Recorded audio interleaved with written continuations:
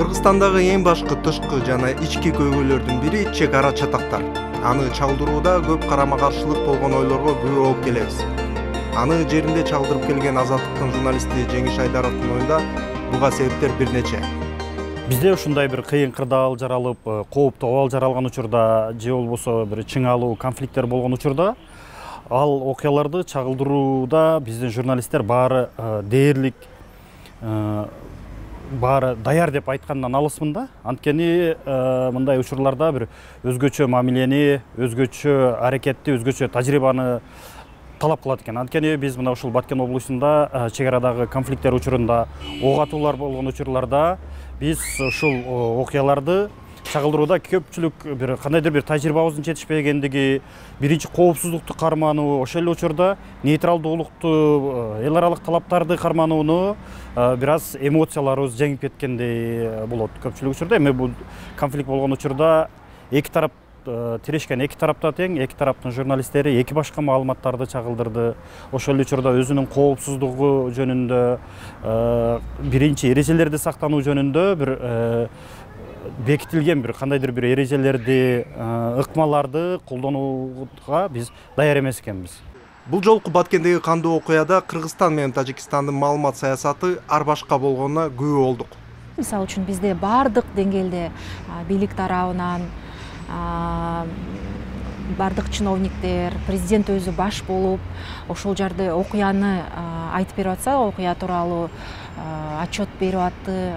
Ошол эле массалык маалымат каражаттарында бул биринчи номер, биринчи жаңылык болот да. Коомчулуктун бүйүрү ошол, көңүлү ошол жерде болот. Бирок мисалы тажик тарапта бул эң биринчи жаңылык болгон жок да. Ошол учурда мындай согуш болбогондой эле, кадимки эле бир жашоодо бир эле мындай кадимки эле катардагы жаңылык катары эле берилди. Мынакей кыргыздар басып алды деген өңүттөчү. Бирок эмнегедир мындай бардык адамдын көңүлүн бурдурчу нерсе болгон жок. Тажик тараптын маалымат саясаты да мурдага салыштырмалуу булар даярданышкан. 2021 жылы булар өздөрүнүн тилинде гана коргонушкан, маалымат жазышкан. Бул жолу алар дагы ошол биздеги практиканы колдонушуп, чет тилдерде которуп таратышты. Акыркы учурларда булар жетишпей калышты. Биздин медиа штаб даярдаган материалдардын темаларын алмаштырып, мисалы Кыргызстан деген жерге Тажикстан деп колдонуп, аны таратышып, аны жана иликтөөчү журналисттер тастыктап көрсөтүп беришти. Ал жерде мисалы өздөрү деле моюнга алып атпайбы, биз бул жакты карап турабыз, алар команда бермейинче биз эч нерсе жарыялай албайбыз деп ачык эле моюндап атышпайбы ошол нерсеничи. Бизде мындай көз карандысыз медиалар болгон үчүн, бизде эч ким мындай ак үйдөн же көк үйдөн мындай команда бере албаган үчүн биз ошол маалымат согушунда отурган жокпуз деп эсептейм да. Андан кийин бизде ыктыярчылар аябай көп экен. Мисалы үчүн ар кандай чет өлкөдө окуп аткан студенттер, иштеп аткан жарандарыбыз бир группа ача калып, келгиле англис тилинде биз которуп беребиз деп биздин журналисттерге жардам берип, англис тилинде которуп берип атышты ошол маалыматтычы. Анан дагы бир өкүндүргөн нерсе, бул жерде бийлик тарабынан дагы расмий маалымат чыгып атты да. Мисалы үчүн ошол эле Садик Имамиди отпайсызбы, брифинг берип атат. Ошол брифингден биз 5-6 калпты таап чыктык да. Далили менен, факты менен таап чыгып атабыз. Бул мамлекеттик деңгээлде калп айтуу болуп атат да, мындайча айткандачы. Бизде деген анан бир ооздон бардыгы айтып атышат да, ошол маалыматтычы, бардык массалык маалымат каражаттары ошол маалыматты таратып атышат. Бизде баягы массалык маалымат каражаттары көп болгон үчүн, эркин болгон үчүн мындай мүмкүн эмес да. Мамлекеттик деңгээлде бардык медиалар биригип алып, бир маалыматты, монтип жалган маалыматты элге сиңирүү бул дээрлик мүмкүн эмес. Сөзсүз түрдө ачыкталат ал нерсечи. Керектүү дүйнөгө коомчулугуна жете турган рычагдар менен иш алып бардык. Мисалы Кыргызстандагы дип корпустун өкүлдөрүн, эл аралык уюмдарды, эл аралык жалпыга маалымдоо каражаттардын журналисттерин ошо атайын окуя болгон жерге Кыргызстан тараптагы талкаланган үйлөрдү өздөрүнө көрсөтүп, тааныштырып, ошол пресс тур кылып келдик. Мен ойлойм, миң уккандан бир көргөн артык дейт го. Баягы биз тажик тараптагы, Кыргызстан тараптагы бири-бирибизди күнөөлөйбүз. Баягы өзүбүздүн аргументтери менен сөз түрүндө далилдегенге аракет кылабыз. Бирок ошо дүйнөлүк коомчулук өзү көзү менен көрүп келген бул эффективдүүлүгү башкача болот. Ошол пресс-тур уюштурган кезде тажик үйлөрү менен кыргыз үйлөрү аралаш жайгашкан аймактарда жалаң кыргыздардыкы өрттөнүп күйүп талкаланып калганына ошо дүйнөнүн коомчулуктун өкүлдөрү көрүштү. Ошол себептерден биз мындай аны тажик тарап кылган жок. Ошон үчүн биз маалыматтык жактан алдыдабыз деп мындай айтсак болот. Дүйнөлүк медиалар Кыргызстан менен Тажикстандын кагылышы жөнүндө көп деле айтпады. Айтса да кайсыл бир тараптын оюна ынанбагандай түр көрсөтүп, сыртта көз салып тургандай болду. Дүйнөлүк медиалар мындай эки жакка тартпайлы деген принципте туруп алышты да. Калыс бололу, балким алар баягы геосаясаттын бир элементтер бар, ошол дагы жүйө болушу мүмкүн. Себеби бир өлкө менен мамилебизди буза албайбыз дегендей коптон болгон болуш керек да. Дүйнөлүк медиалар мындай эки тарапка тең тартпай чагылдырганга аракет кылышты. Эмнегедир. Бул биздин мүчүлүштүк эмес, туурабы ушул территорияларда? Деп эсептейм. Себеби биздин медиалар, биздин журналисттер, блогерлер, инфлюенсерлер, пикир жаратуучулар болгон күчүн жумшады. Мен бизде жанагы чат күнү түнү дебей иштеп атты да. Колдон келген нерсени биз жазадык. Өзүбүздүн колубуздан келгенче. Анан дүйнөлүк медиалардын аларды ачык айтып чыкпаганы бул саясатка байланыштуу, геосаясатка байланыштуу болсо керек деп ойлойм да. Чын айтканда, дүйнөлүк коомчулукка мына Орто Азияда эки өлкөнүн ортосунда чыр-чатак болуп атканы кызыктырбайт дагы да. Бул маселе Тажик менен Кыргыздын ортосунда маселе, ушул чыр чыккан аянтта чечиле турган, чекит коюла турган маселе. Анан кийин биз азыр чет тилдерде даттансак дагы, кайсы тилде даттансак деле дүйнө коомчулугуна биздин көйгөй болуп атыптыр деп коюш мүмкүн, башка маани деле бербейт да. Ошону биз ошо дүйнөлүк баягы талап коюп атышпайбы? Башкалар укса, жетсе деп. Жеткенде деле маселе азыр ушул. Эки өлкөнүн ортосунда чекит коюлат, ушул аянтчада чечилет. Ошону мындай түшүнүш керек.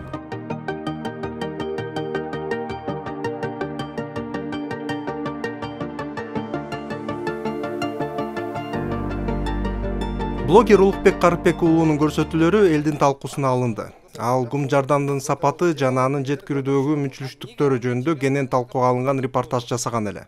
Мына мо жыттанып сасып кетиптир. Буякчы мо. Азыр келген эле жытталган жок да, ошоктон кегичи. Жок, мо жытты көрүп атасызбы, мусордун жыты. Азыр эле келди. Канча күн болду анан? Азыр келсе ушундай жыттанабы картошка. Бул казып алып келген жок да, канча күн турган жакта. Ошол акыбалды көрүп туруп, ошондой ситуацияда анан бюрократия деген биздин өлкөнү ушу бюрократия курутмай болду да. Ошондой кырдаал болуп атат. Адамдар мындай өмүр, өлүм менен күрөшүп турат. Алар үчүн эң маанилүү ушул өмүр, анан курсагын тойгондугу да. Эң негизгиси. Балдарны, жаш балдар, кары картаңдар ачка калбай тамак жеш керек да. Ошол нерсе болуп атса, анан ал жерде барып алып мурдулар балта кеспейт, мындай болуп баягы бекапар турмуштагыдай өздөрүнүн адаттарын кылып атышат да чиновниктерчи. Барып айыл өкмөттөн барып бизге список алып кел, кол коюп печат басып бериш керек. Акимге бар, аким бизге жибериш керек. Биз силерди тааныбайбыз дегендей мамиле кылат да. Эми ошондой кырдаалда эмне кылыш керек алардычы? Эмне деген жоопкерсиздик, эмне деген бир бетпактык да булчу. Ушул нерсени мен көрүп чыдай алган жокмун да. Абдан мындай бир мени ойлондурду, кайгыга салды да. Президенттен баштап бийлик тараптагылар бул нерсе кыжыр келтиргендей абалга жеткирди. Өзгөчө кырдаал киргизилген мезгилде мамлекеттин позициясын бул жалпы коомчулук колдоп бериши керек. Ошол туура болот. Кырдаал башталганда эл гуманитардык жардам чогултуп башташты. Бул элден чыккан демилге болду. алар мамлекет ошону уюштуруп иреттеп аны багыттап Баткенге жөнөтүп жатышты. Эл деген эл экен, колунда бар азык түлүгүн көтөрүп келип атышты. Анын ичинде кыска аралыкта бузулуп кала турган азыктар да болгон. Ошону жеткирилгенден кийин МЧС аны иреттеп, барын тизмелеп элге таратып атты.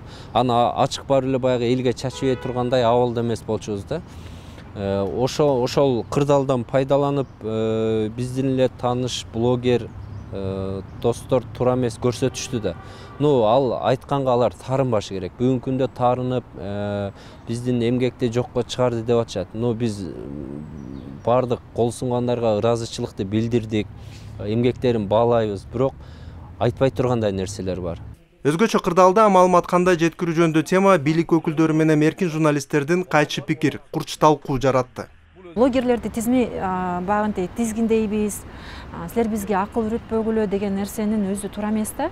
Эгерде сын пикир айтылып атса, ошол сын пикирди туура кабыл алса, адам өсөт да. Ошонун мүчүлүштүктүн үстүнөн иштесе, анан кийин мисалы үчүн ал блогерлердин мындай ат көтөргүс жүк дейбизби, ошол жүктү деле мойнуна көтөрүп келатышат да. Ошол жерде ачыктагандар канча деген үй бүлө ачка отурат, канча деген үй бүлөгө жетпей жатат ал гуманитардык жардамчы. Ошол нерсени ачыктаганда рахмат, биз мунун үстүнөн иштейбиз, биз мүчүлүштөрдү оңдойбуз деген ордуна кайра айткандын көзү жаман болуп атат да, ыйлагандын айткандын сөзү жаман, ыйлагандын көзү жаман болуп атат да мунун ордуначы. Анан бул жерде бул жанагы кошоматчылардын дагы бир чоң салымы бар деп ойлойм, чындачы. Фейк фабрикалардын, айлана чөрүндө коштоп жүргөн кошоматчылардын бир терс салымы бар болуш керек. Эл паникага түштү, чочулоо болуп атты. Ошол кезде биздин азык түлүгүбүздүн запасы эскирген нандар экен, катып калган нандар экен деген бул ал кезде айтпай турган сөздөр болчу да. Мисалы ошол саналуу бул жактан жардам чогултулуп, өзүнүн дарегине жеткенге нан катыйт да ал. Нан аны баарыбыз жакшы түшүнөбүз. Көрсөтпөй койсоң болот деп сындап атышпайбы? Анан ошондой кырдаалда сен баткендикти, тажиктерге колтугуна, душмандын колтугуна кол ачып атасың. Душманга сен повод берип атасың депчи. Ал стратегиялык объект ал жер. Ал жерге мына биздин компетенциясы төмөн кадрлар бүгүн мамлекеттик маанилүү кызматта отуруп, анан өзүнүн каалагандай оюна келген нерсени сүйлөп кое турган бул эмне деген көрүнүш да. Биз ушундай деңгээлге түшүп калдык да. Стратегиялык маанилүү объект, анын өзүнүн талаптары бар, өзүнүн нормалары бар. Ал кандай учурда кандай болушу керек? Биринчиден, ал жерди стратегиялык маанилүү объект катары санаш үчүн ал жер эч кимге билинбеш керек. Эч ким жарандар ал камп экендигин эч ким билбеш керек. Биринчиден, экинчиден, ал жерде жашап ошол адамдарды киргизбеш керек такыр. Үчүнчүдөн, ал жер аскердик өзгөчө коорукта болушу керек. Эч кимди киргизип чыгарбашы керек. Акыркы убакта адат болуп калды да. Мамлекет жасап аткан ишти деле жасабайсыңар деп эле кыйкыра беришет. Ошентип жазып коюшат. Блогерлерде жоопкерчилик деген болбойт да. Ал эркин оюн айтат, эркин оюн билдирет, ал үчүн жоопкерчилик албайт. Ошол эле кезде бизден талап кылып атышат, эмне кылып атасыңар, ачыктагыла, көрсөткүлө деп. Биз ар бир жасаган ишти ойлонуп, мамлекеттин кызыкчылыгы, позициясына мындай ылайык келтирип туруп, анан ошону беребиз. Блогерлер менен пресс кызматынын айырмасы кылып аткан ишти көрсөтүп, биз мына деп отчет берип, өзү самопиар менен алектенбейбиз. Айырмасы ошол. Ошол себептен жанагы талап коюп аткандар аткарылып аткан иштерди деле кайра аткаргыла деп, элди кайра дүрбөтүп атканга албетте буга мындай президенттин дагы мындай ачуусу келип, ошол себептен айтты да, айтпадыбы, биз ансыз да жасап жатабыз, аткарып атабыз. Эгер ишенбесеңер, үйдө отуруп алып, баягы оюңа келгенди айта бербей, барып көргүлө деп. Анда көрүшсүн ошолор бар.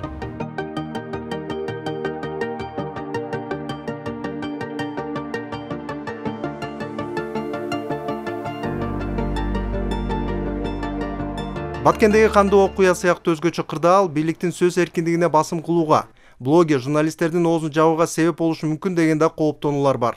Жанагындай айтып атышпайбы, НПОшниктер анан тиги бул батышчылдар тигиндей мындай. Исламда деле айтылат да булчу.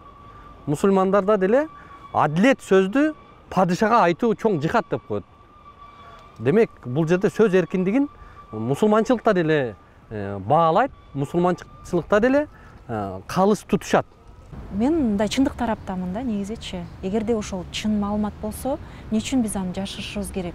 Эгерде биз аны жашырсак, ал эртеңки күнү бизге залакасын тийгизип калат деген маселеде ар бир адам жаңылат. Бул жерде бийлик деле идеалдуу иштей албайт. Ал деле мисалы биздин башыбыздан өтпөгөндөн кийин бардык адам жаңылып, биз деле мүчүлүштүк кылабыз. Бирок ошону бизге айтканда биз чын эле деп оңдоп кеткенге аракет кылабыз да. Жок деп аны муунтуп мыйзам аркылуу муунткандын өзү жакшылыкка алып келбейт да, менин оюмчачы. Мисалы казан деле кайнап атканда крышкасын жаап койсоң, ал кайнап мынтип агып түшөт да. Андан көрө отту азайтып бир пикирге келиш керек, менин оюмчачы. Бийлик өзү деле блогер болчу да. Ал деле ошол сын пикир айтып келип ушундай даражага жетип атат да. Анан Шергазын өтүгүндөй болуп унутуп койгон болбойт, Шералынын өтүгүндөй унутуп койгон болбойт да. Ал нерсеничи, аны унутуп коюп, нүзүптү башын алды, эмне болду аягы? Ошол нерсени эстей жүрүшүбүз керек да. Бүгүн мамлекеттик медиалар, ошол эле учурда мамлекеттин маалымат саясатын жүргүзүп аткан кызматкерлер элден калып калды. То есть деңгээли блогерлерге жетпей атат. Медианы биздин алдыбызга түшүп алып, алар жетелеп кетиш керек эле. Кырдаалды биздин алдыбызга түшүп алып жол башташы керек эле. Бирок сиз айткандай, өзөгү ошондой болуп атат да, калып кеткендиктен бул жакта жеке кызганыч болуп атат. Элдин деңгээли өсүп кетти. Биздин ушул жарандык коом мындай бир алдына жылып кетти. Ошол учурда президенттин мисалы үчүн маалымат саясатын жетектеп аткан пресс-службалары башкалары кеч ойгонуп атат. Алдын ала элди жетелеп маалымат менен сугарып кетиш керек эле да. Мен Баткен элинин ушундай чыдамкайлуулугуна, көтөрүмдүүлүгүнө, ушунчалык кайраттуулугуна аябай таң бердим да. Ушунчалык мындай үйлөр өрттөнүп атса дагы, бала чакасы менен талаада ушинтип чуркап бардык окуатын таштап кетсе да кайрат кылып, бизге болгон чек ара маселесин чечип бербей калган баарын өзүбүз жазып алабыз деп ушунчалык бир кайраттуу элбиз да, мындай элден айланса болот. Бирок ошол чыдамкайлыкты дайыма эле ушундай болот деген нерсе туура эмес да. Бир жолу мүчүлүштүк кетирдик, экинчи жолу кылдык, үчүнчүсүндө кой эл үчүн жасап берели, эл үчүн иштеп берели. Ушул эл кыйналып калбасын деп ушундай нерсе болсо, патриоттук сезимдерчи, биз эми ал жерде да көп нерсени билбей жатпайбызбы? Ачык табай жатышпайбы бизгечи? Көп нерсени билбей жатабыз. Балким бийликке карата мындай чоң компромат барбы деп дагы ойлоп кетесиң да. Ошон үчүн биз мындай ачык коом болсо, эркин болсо деп ошол жака күч аракетибизди жумшап атпайбызбы? Анан Баткенди деген ошол жаңжал чыгып кеткен учурда гана эстеп, анан ошол биз силер менен биз деп анан башка убакта беймарал жүрө берген дагы туура эмес да, менин оюмчачы. Бул чоң жоопкерчилик. Ар бир адамдын өмүрү үчүн, ар бир адамдын жашоосу, коопсуздугу үчүн моюнга жүк. Бийлик бул жөн эле мындай кандай десем, мындай развлечение. Бийлик бул жөн эле оромпой теп, футбол ойноп, скутер теп жүрүү эмес. Бул чоң жоопкерчилик да, ар бир адамдын өмүрү үчүнчү. Ошол коопсуздукту биз камсыз кыла албасак, ошол адамдарды ачка мындай таштап койсок, бул жерде мобилизация болуп атса, бул жерде күнү түнү эл акча чогултуп атса, продукт чогултуп атса, анан ошол нерсени биз тиги точкага жеткирип камсыз кылып бере албасак, анда биз биринчи өзүбүздү күзгүдөн карап, анан кийин башка бирөөлөргө сынасак жакшы нерсе да. 2 күн мени коркутушту. Бирөө телефон чалып алып сөгүп, агрессия кылды, мындай бир катуу өзүнүн эмоционалдык поведениясы менен. Экинчиси ачык түрдө мен жаткан мейманканага келип, белгисиз адамдар коркутуп кетишти. Бирок мен бул нерседен айткым келет, мен андай нерсени көп эле мындай ишмердүүлүгүбүздү көп эле көрөбүз, андай коркутуп оозубузду басып коебуз дегендер көп эле болуп атат. Бирок мен ойлойм анысы терең жаңылышат. Биз эч качан бараткан багытыбыздан кайтпайбыз и коркуп калбайбыз. Бул биздин негизги миссиябыз. Согуш элди сыноочу кырдаалды жаратат. Эл чачыранды болобу же улут катары таанылган өлкөнү кура алабы деген суроо кабыргасынан коюлду. Жыйынтыгында элибиз бир муштум болуп түйүлдү. Дүйнөдө чанда кездешкен тилектештикти көргөздү. Жердешчилик, трайбализм деген элде тамыры кыска экени тастыкталды. Бир үйдө 100 киши батырган элдин келечеги кенен, кайра жаралууга багыт алган мүмкүнчүлүк бар улут экенибизге даана күбө болдук. Бирок ошол эле учурда ошондой кооптуу абал сөз эркиндигин чектегенге себеп болушу мүмкүн экенин да байкадык. Аны болтурбоо үчүн жарандык коом, журналисттер, блогерлер тилектештигин билдирсе дейм. Анткени сөз эркиндиги биздин көз карандысыздыгыбыз сыяктуу эң бийик баалуулуктардын бири.